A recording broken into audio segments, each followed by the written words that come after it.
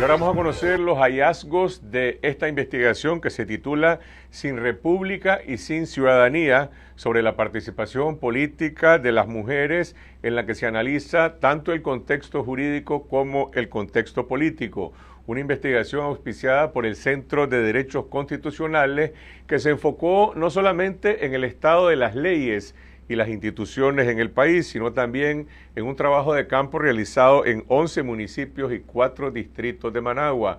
Nos acompaña Sofía Montenegro, coordinadora de esta investigación, Azalia Solís, quien estuvo a cargo del análisis de la parte jurídica. Buenas noches, Azalia, Sofía, gracias por acompañarnos.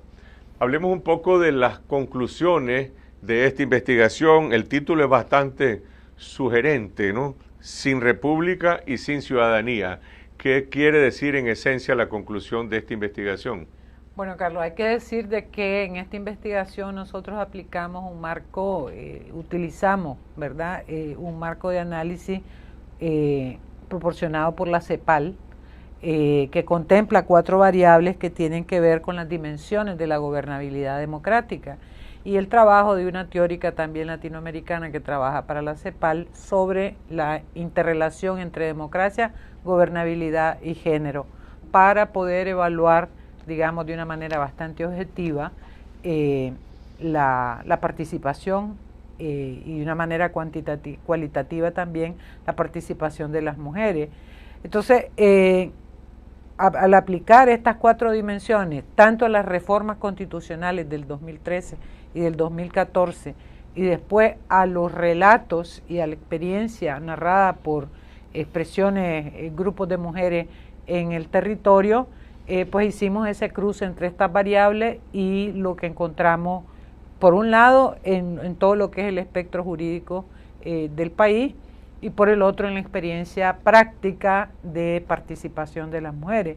Y lo que encontramos es que, de hecho, no pasa el examen, no pasan estas variables, ¿verdad? No sale aprobado el Estado de Nicaragua al someterse al escrutinio sobre estas variables, ni en el lado constitucional, ni en el lado de la participación de los derechos de las mujeres. ¿Cómo se contrasta esto con el argumento que se promueve desde el mismo gobierno, incluso en algunos casos avalado por agencias internacionales de Naciones Unidas, que se concentran en medir el número de mujeres que participan en cargos ministeriales, en, digamos, poderes del Estado, como la Corte Suprema de Justicia, o en cargos de elección popular en la Asamblea Nacional y en los municipios? Y dicen Nicaragua tiene unos indicadores o unos índices de participación política de la mujer muy amplias, de los más altos de América Latina.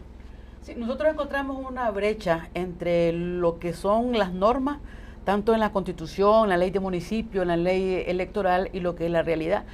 Y vimos ese contraste, pues, de que se habla de que Nicaragua puntea, y cuando uno sale al exterior, sale a Nicaragua punteando.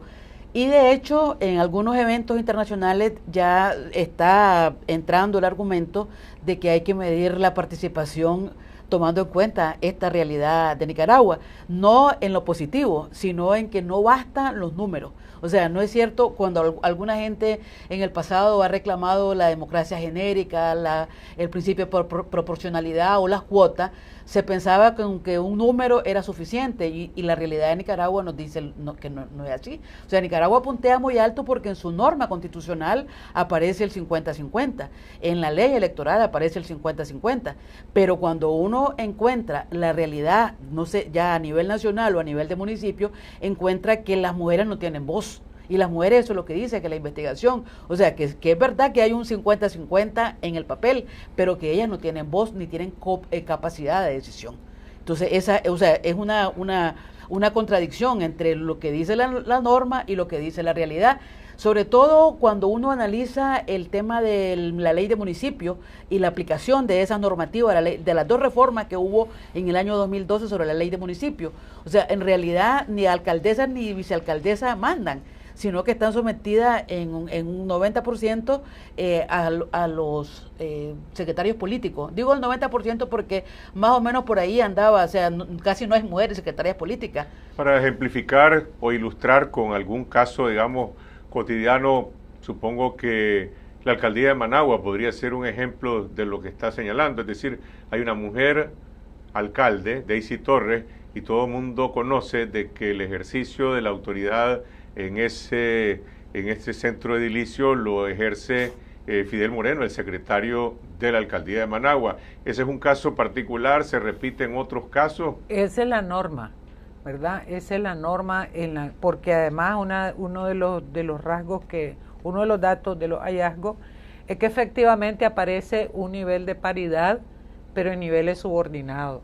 Entonces, por ejemplo, todas las alcaldías están férreamente en manos de los hombres. Ahí la mayoría de los alcaldes son hombres. Al revés es cierto, ¿verdad? Las alcaldesas, ahí son las concejalas, ahí se invierten la proporción, son el 70%, los alcaldes son el 70%. En el caso de las mujeres son los cargos de concejala y en algunos casos de alcalde, de vicealcalde.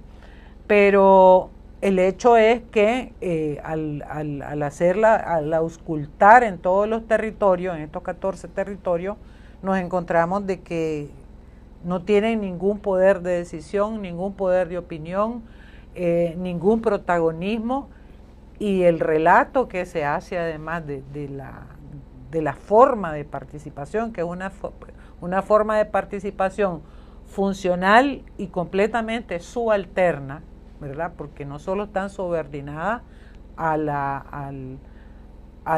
los alcaldes, sino que estos a su vez están subordinados a nivel nacional porque la descentralización desapareció.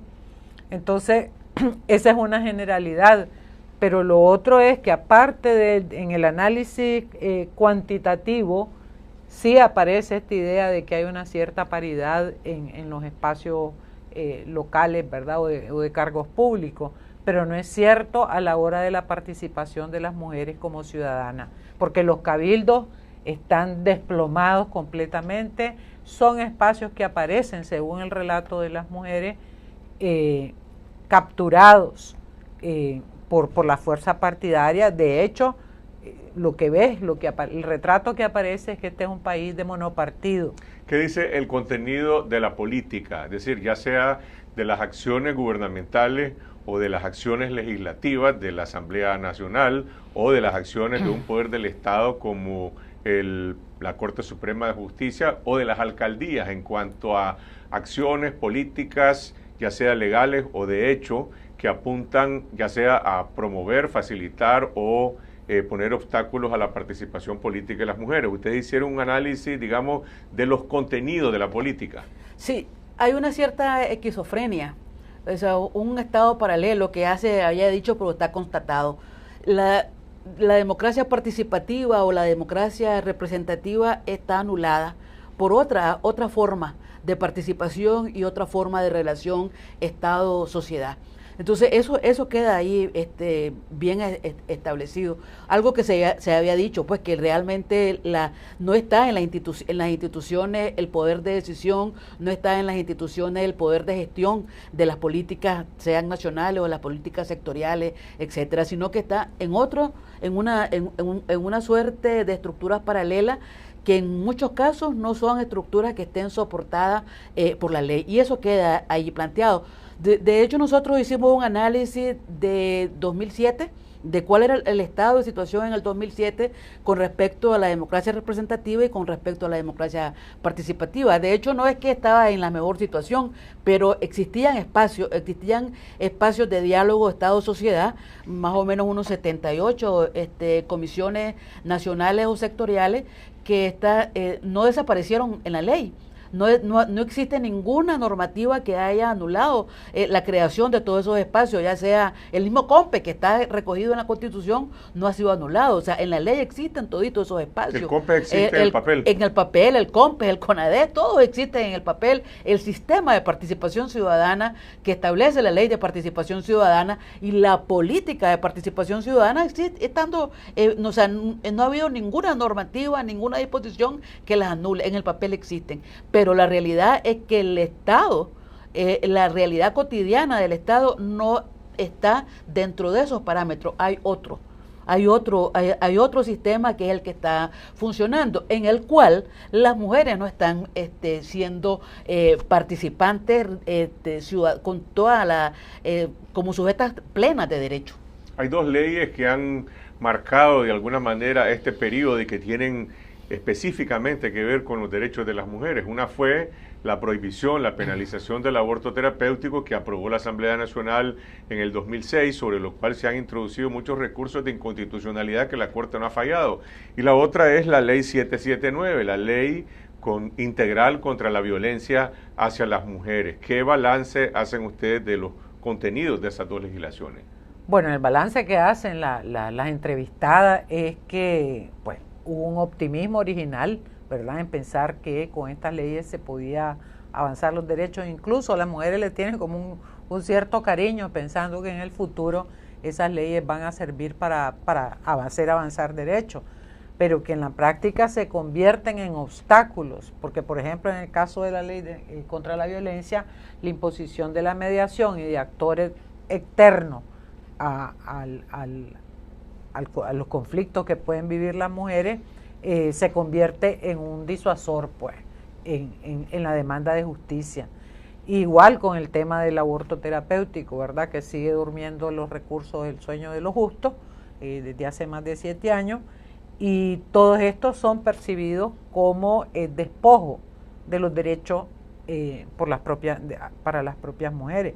Pero además, lo que decía Salia, sucede también con todo el andamiaje, porque sí ha habido toda una estructuración y una formulación de una serie de normas, pero son fantasmas, ¿verdad? Todo lo que estaba diciendo la existencia de una lógica paralela que está fuera de la norma, fuera de los procedimientos, fuera de lo que establecen las leyes, ¿verdad?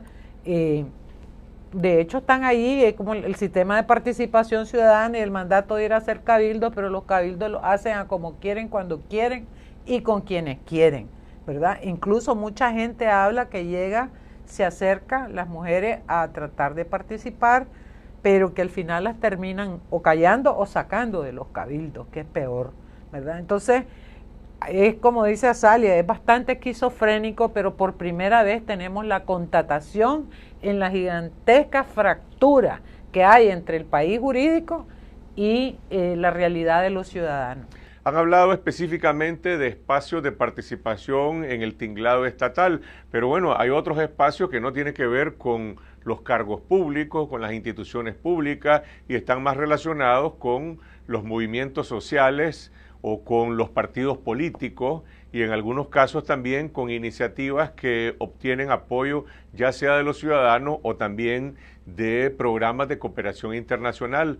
Ahora que se está debatiendo en el país este golpe de timón que está implementando el gobierno, centralizando la cooperación internacional, lo cual ya prácticamente está marcando el cierre o una modificación radical del tipo de relaciones que tenía, por ejemplo, el Programa de Naciones Unidas para el Desarrollo con la sociedad. ¿Cómo se evalúa el tema de los derechos de las mujeres en ese contexto? Bueno, creo que es importante señalar que en esta investigación participaron mujeres de distintas tendencias políticas. De hecho, las mujeres que se asumieron miembros de partidos políticos, en su mayoría, un 38% creo que eran gente del Frente Sandinista. O sea que nosotros hemos cuidado que no se diga que es de un sector de mujeres opositoras. No, en realidad es aleatorio el asunto, o sea, mujeres de distinta expresión. Entonces, ¿qué es lo que se ha encontrado? Que hay muchos programas de los que se venían realizando, que los que uno tenía crítica, que ya desaparecieron, ¿verdad? Programas que tenían que ver con las mujeres como sujetos políticos, las mujeres como ciudadanas y no las mujeres en un rol, ¿verdad? Y una de las cuestiones más graves que está planteado allí fue lo que pasó el año pasado con la reforma vía ilegal, decreto ilegal de la ley 779. Entonces, las mujeres todavía guardan, digamos, una enorme esperanza en que la ley sea positiva. Y por ejemplo, uno encontró que más de 100 recursos entre centenas de mujeres que se movieron de distintas partes del país a venir a interponer recursos contra el decreto que el decreto que reformó la ley 779. Entonces existe esa posición, ¿verdad? Que la ley es importante, que participar es importante, las mujeres no se sienten separadas de la institucionalidad, al contrario, la institucionalidad es un instrumento para lograr los derechos de las mujeres, pero que eso está fuera ya de su control. Y por el otro lado, el retiro de la cooperación ha sido muy dramática para muchas mujeres que pues para acceder a derechos más allá de, digamos, la comida, o sea, los derechos de una persona integral. Pero además de eso, el tema es que vos podés observar aquí que hay la participación de las mujeres vinculadas al gobierno, ¿verdad? Y a los partidos que están en alianza con el gobierno, es una participación completamente subordinada y funcional.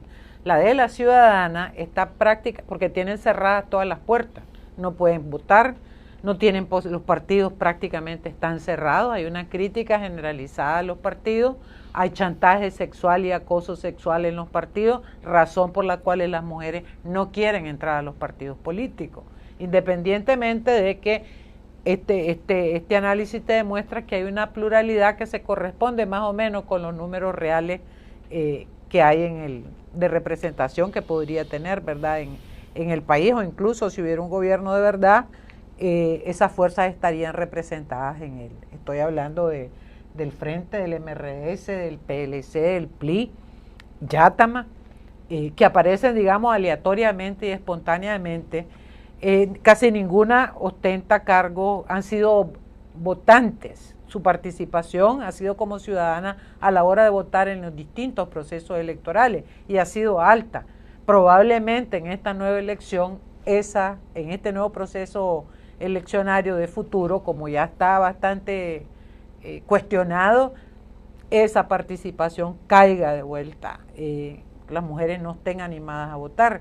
Pero por el otro lado es bien interesante ver que las mujeres ejercen un tipo de ciudadanía que está extramuros, en la calle, y donde el Estado no solo no le impide y le obstaculiza cualquier forma de participación, sino que hay enormes índices de represión, tanto en los niveles locales y de las maneras más sutiles hasta las más groseras, ¿verdad? De llegar a apedrearles las casas, de que tienen que fingir, por ejemplo, de que no son miembros de algún grupo organizado de sociedad civil, porque la percepción que tienen las mujeres es que el Estado, todo lo que no es el sí mismo vinculado al partido de gobierno, es enemigo. Y ellas perciben que ese es el tratamiento que se les está dando a todas. Extrañamente, dicho también incluso por aquellas que se identifican como sandinistas. Esta investigación se va a presentar el próximo viernes, la comentará, entiendo, Mauro Ampie del Centro Nicaragüense de Derechos Humanos, CENID, y la doctora Lea Guido, especialista en temas de salud pública. ¿Quién es el destinatario de este trabajo? Es decir, esto es para las mujeres en general, para los partidos políticos, para movimientos sociales. ¿Qué utilidad social tiene esta investigación? Sí, esta investigación está en el marco de un proyecto que tiene que ver con la participación de las mujeres, con las mujeres como actores políticos, como actores sociales. Y partía de que, a pesar de que existen leyes favorables para la participación de las mujeres, uno no ve esa dimensión de capacidad de decisión de las mujeres en la vida pública cotidiana. Entonces, nosotros queríamos tener en la mano los datos. Entonces, en primer lugar, es tener los datos en la mano, que los datos nacionales, el estado de situación nacional, pero también cuál es lo que se dice, son 14 municipios, o sea, 14 municipios que incluye el Caribe, o sea, que incluye el centro del país, que incluye el Pacífico. Entonces, ¿quiénes son? Pero la muestra que tomaron en esos territorios es una muestra representativa de los municipios o tiene alguna proyección, digamos, a un territorio mayor. En algunos lugares, en caso de Chinandega, es departamental. En el caso de Chontal es departamental, en el caso de Jalapa obviamente es municipal, o sea, tiene variedad, y en el caso de Managua pues hay a través de distrito por una parte y Ciudad Sandino por otro lado, o sea, separado, no va junto. Entonces, sí, son mujeres. Debo decir que si hay algún sesgo tiene la investigación, que son mujeres que tuvieron el valor de acudir, porque allí había gente que te puede decir, a mí me gustaría participar, pero si a mí me miran estando ahí, que estoy en un grupo focal, que están ustedes, voy a tener problemas. Entonces mejor, si hay alguna entrevista, la doy, pero no en un grupo focal. Entonces, si hay algún sesgo, tendría en ese sentido que eso, pues que las mujeres que no tuvieron temor, aún siendo del Frente Sandinista, de participar en la investigación. En este panorama de una sociedad, o mejor dicho, para las mujeres sin república y sin ciudadanía, ¿identifican ustedes alguna oportunidad, sugerencias, recomendaciones que se desprenden de esta investigación? Sí, hay 3 conclusiones muy importantes y de futuro para la construcción democrática y la participación de las mujeres, pero que también es válida para investigadores y para los partidos políticos si es que se quieren reinventar, democratizar y renovar y atraer a las mujeres, porque evidentemente hay un rechazo completamente a las reglas del juego y a las normas y a los estilos y a la cultura machista y abusiva que impera entre esa mayoría de hombres que controlan los partidos. Y 3 conclusiones importantes que las quisiera decir rápidamente. Uno es que sin la existencia de un Estado de Derecho e instituciones democráticas que funcionen, de nada te sirve tener una ley de cuotas. Esa es una primera constatación de la investigación.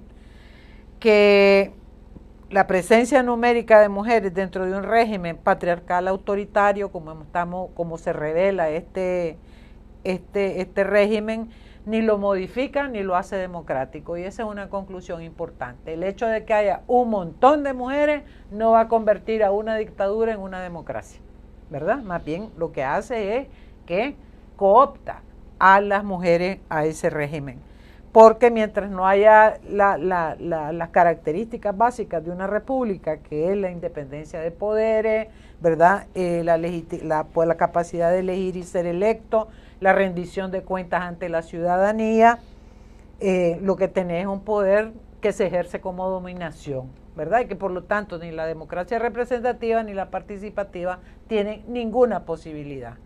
Y la tercera es que la ausencia de estructuras políticas, eso es lo que reflejan los resultados, que permitan el ejercicio adecuado de la mediación de intereses y la resolución de conflictos, lo que hace es que agrava la tendencia al abuso y a la violencia en los sectores, en las localidades y en los territorios, donde las mujeres pagan la mayor cuota, digamos, de sufrimiento, pues, por esa conflictividad. Y que entonces sí es interés general de todo el país y de los partidos y del movimiento particularmente de mujeres en Nicaragua en discutir a fondo, ¿verdad?, el estado de la cuestión del país y la relación de las mujeres vis a vis entre la posibilidad de tener un sistema democrático y la posibilidad de participar en procesos electorales y con reglas del juego claras. Esto lo presentan el viernes en el Hotel Barceló a las 9 de la mañana. ¿Se realizará algún otro tipo de encuentro fuera de la capital para discutir este tema? ¿Cómo lo puede conocer, adquirir personas que seguramente pues tal vez no pueden estar ahí ese día? Bueno, nosotros lo vamos a distribuir en físico, en internet, en las redes sociales, etcétera. Pero además se ha estado haciendo la devolución en los territorios donde se levantó los datos. Se ha hecho devolución. ¿Cuáles municipios? Mira, Villa Sandino, Ciudad Sandino, Jalapa, Chontales departamento, Chinandega, León, Somoto, Estelí, Managua, distritos de Managua. El Crucero. Y estuvimos también allá en Bilwi, Ocotal, el Crucero, etcétera. Entonces hemos ido a devolver los resultados, pero también estamos en la disposición de ir a otros departamentos, pues, a hacer la presentación de la investigación. Gracias a Azalia Solís, Sofía Montenegro, autora de esta investigación titulada Sin República y Sin Ciudadanía.